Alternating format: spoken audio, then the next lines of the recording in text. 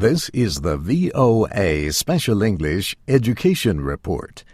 An international conference took place this week in Dakar, Senegal, to find new ways to get and keep girls in school.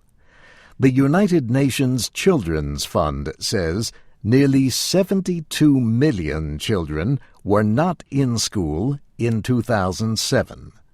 More than half are girls, and more than two-thirds are in sub-Saharan Africa, South Asia, and West Asia.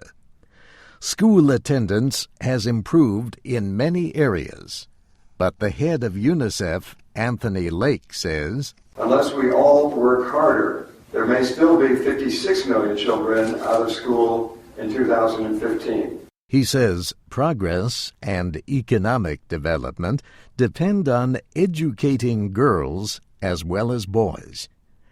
Educated girls are also at lower risk of violence, abuse, and diseases like HIV/AIDS.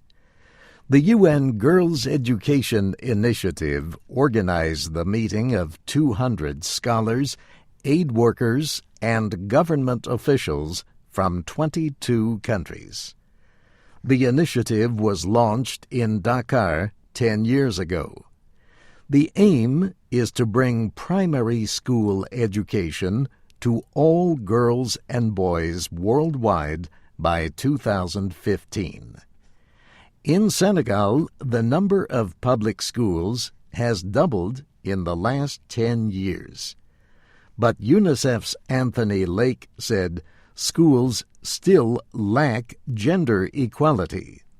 He said girls in one Dakar school told him about a lack of bathrooms and textbooks for them and bullying from boys.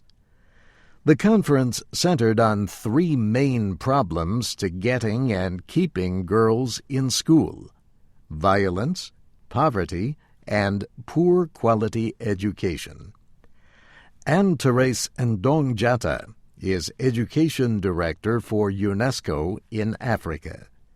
She says donors are pumping in a lot of resources, and civil society groups are working on access to education. But the truth is, 75% of the children fail.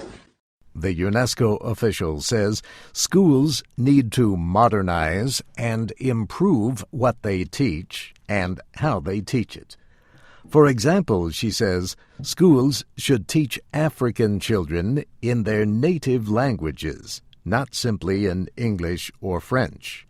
To stay in school, experts say children must consider their education useful, and so must their parents.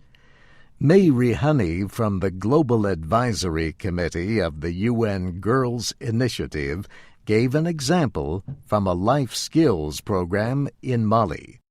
One lesson is about diarrhea. The idea is for children to go tell their mother what they learned.